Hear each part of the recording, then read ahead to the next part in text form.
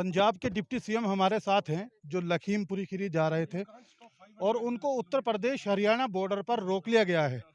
उनसे बातचीत करते हैं कि कहाँ उनका प्रोग्राम था, क्या प्रोग्राम था और किस वजह से उनको रोका गया है। सर, क्यों रोक लिया गया? ये कहते हैं कि हमारे पास वर्बल ऑर्डर हैं कि इनको नहीं अंदर आने देना, और ये अभी एसपी साहब कह रहे हैं कि पूरे पंजाब के जो भी लोग आएंगे उनको कहा गया कि रोक लिया जाए। मैंने इनसे पूछा है कि ये पाकिस्तान का बॉर्डर है कि या इंडिया का बॉर्डर है।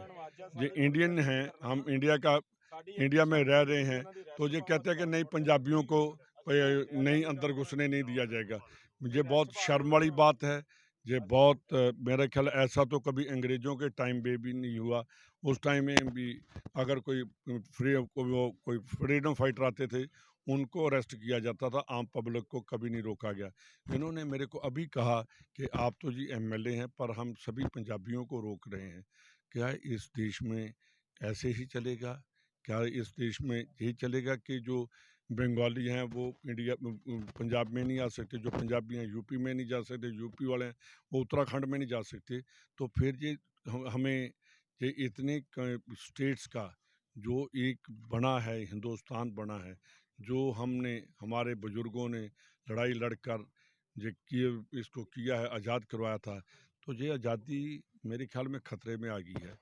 और मैं एक बात मोदी जी से पूछना चाहता हूँ कि मोदी जी, अगर कोई परिवार का आदमी, आपका कोई रिश्तेदार कभी देश की आज़ादी के लिए लड़ा हो, तो ज़रूर लोगों को बताइए कि आपने कहाँ आज़ादी की लड़ाई लड़ी है, कहाँ आपने काम किया है। ये सभी बातें इसलिए मैंने कही हैं कि ये देश उन लोगों के हाथों में चला गया जिनके पूर्वजों ने कभी भी देश की वो आज़ाद करवाने के लिए बात नहीं की।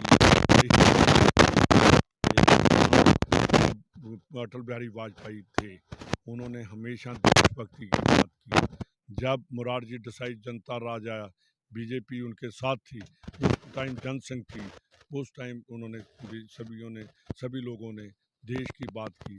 पहली बार देखा है कि कोई प्रधानमंत्री सांप्रदायिक के अगेंस्ट काम कर रहा है, कम्युनल हार्मनी के अगेंस्ट काम कर रहा है।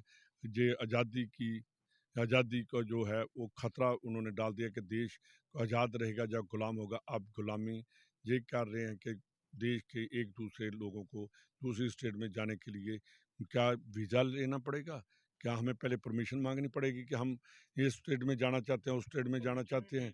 क्या सर, आप जा रहे थे, आपने यहाँ की जो प्रशासन है उसको सर ये जानकारी नहीं दी थी कि आप इधर से? पहले देखिए, मेरा टीपीएम भी इनके पास आएगा, इनसे ही पूछ लीजिए।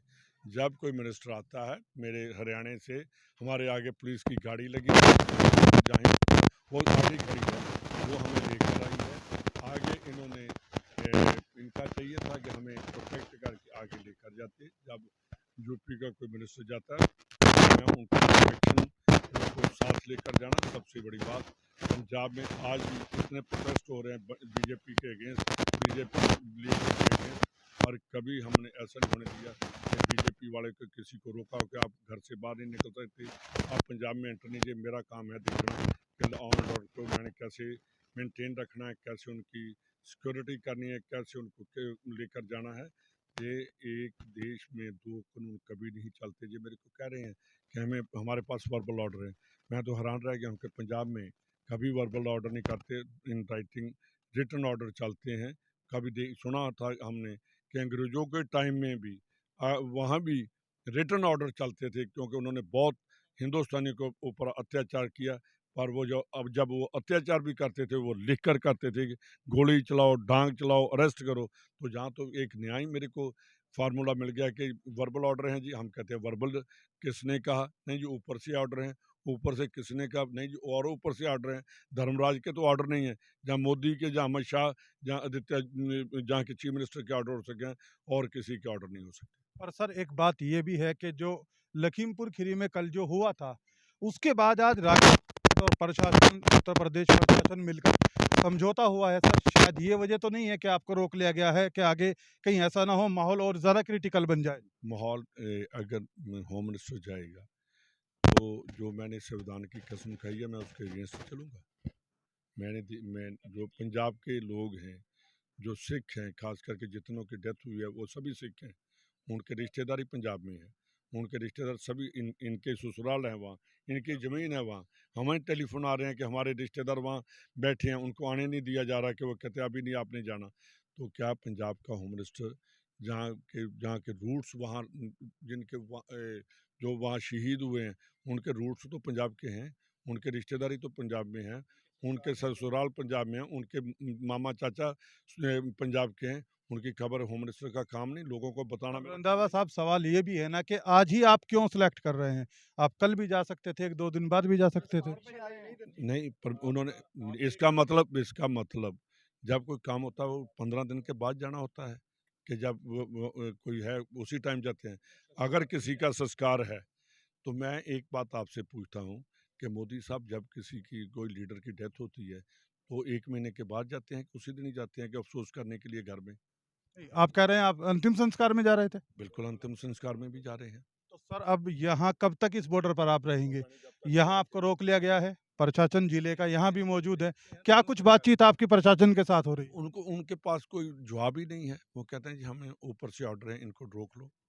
के साथ ही कहा कि नहीं, आप अकेले नहीं, और भी जो पंजाब से लोग आएँगे उनको भी रोक लो। तो सर कोई इसकी कोई लिमिट है अभी तक कब तक यहाँ आप ठहरने वाले हैं? ये तो हमारी तो हम देखिए, जो पंजाबी हैं वो कभी लिमिट या लिमिटेशन में नहीं रहते, वो अनलिमिटेड ही है। सर कितने लोग आपके साथ हैं? सुनने में आया है कि आपके साथ कुछ एमएलए भी हैं और शायद कुछ एमपी भी हैं। नहीं, एमपी तो नहीं है। देखिए, इन्होंने कहा था कि सेक्शन 44 लगा है, इसलिए हम कम से कम आए हैं, कि ऐसा ना हो कि सरकार कहे कि आप बहुत ज़्यादा लोग आए हो। तो 6 एमएलए हैं और 1 मैं हूँ। इससे ज़्यादा क्या है, 8 आदमियों का 44 होता है, हम तो उसके नीचे हैं। चलिए खैर बहुत-बहुत शुक्रिया। देखिए उत्तर प्रदेश हरियाणा बॉर्डर पर हम भी बैठे हुए हैं और यहाँ पंजाब के डिप्टी सीएम साहब को रोका गया है सहारनपुर जिला प्रशासन की तरफ से। उन्होंने कुछ गंभीर आरोप लगाए हैं यहाँ बीजेपी के ऊपर। इस रिपोर्ट को लेकर आप क्या सोचते हैं? आप भी अपनी राय रख सकते हैं। अपने सहयोगी के साथ अरशद सलमानी, हरियाणा उत्तर प्रदेश बॉर्डर।